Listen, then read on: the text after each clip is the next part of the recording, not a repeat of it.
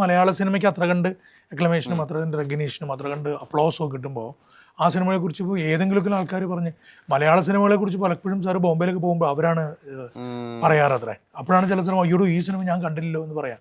പല സിനിമകളും നമ്മളോടും പലരോടും ചോദിക്കണം, എന്നോടും ചോദിക്കാറുണ്ട്. ഇപ്പോൾ എനിക്ക് പെട്ടെന്ന് ഓർമ്മ വരുന്നത് പ്രേമരു നമുക്ക് ഒരുമിച്ച് കാണാൻ പോകാം എന്നോട് പറഞ്ഞിട്ടാണ് ഞങ്ങൾ ഒരുമിച്ച് പോകുന്നത്. അത് എനിക്ക് എടോ ഒന്ന് കാണാൻ പോകാം, ശരി അപ്പോൾ ഇന്ന് 2:30 പോകാം.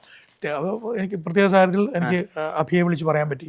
നമ്മുടെ ഭാവന സ്റ്റുഡിയോസിൽ അവരുമായിട്ടുള്ള ബന്ധമുള്ളതുകൊണ്ട് സാറിനത് അറിയാം, അങ്ങനെ ഒരു കണക്ഷൻ ഉണ്ട്. ഇവിടെ ആകുമ്പോൾ ആരെങ്കിലുമൊക്കെ വിളിച്ച് പറഞ്ഞ് അങ്ങനെ പെട്ടെന്ന് നമുക്ക് ആ സിനിമ ആണെങ്കിൽ രാത്രിയിൽ വേറെ പരിപാടിയുണ്ട് കാണുന്നത്. And of course Kumbalangi nights. Kumbalangi നൈറ്റ്സിൻ്റെ സിനിമ സാറ് കാണുന്നതിന് മുമ്പ് പ്രത്യേക സാഹചര്യത്തിൽ ഞാൻ വിളിക്കുമ്പോഴോ ഞാൻ കാണാനിരിക്കുകയാണ്, 7:45 ഞാൻ കാണാനിരിക്കുകയാണെന്ന് പറഞ്ഞു. കണ്ടു കഴിഞ്ഞാൽ അത് തിരിച്ച് സാറിനെ വിളിച്ചു. സാർ അതിനെ വിളിച്ചിട്ട് എന്നോട് പറഞ്ഞു, എടോ നമ്മളിങ്ങനെ എന്ത് സിനിമ ചെയ്യാനാണെന്നാണ് ചോദിച്ചത്. അത് വളരെ വളരെ പേഴ്സണലായിട്ട് എന്നോട് പറഞ്ഞാണ്. ഞാനത് പറയുന്നത് ഒരു സിനിമ വിദ്യാർത്ഥികൾക്ക് എപ്പോഴും ഒരു പാഠമായിട്ടാണ് ഞാൻ കാണുന്നത്.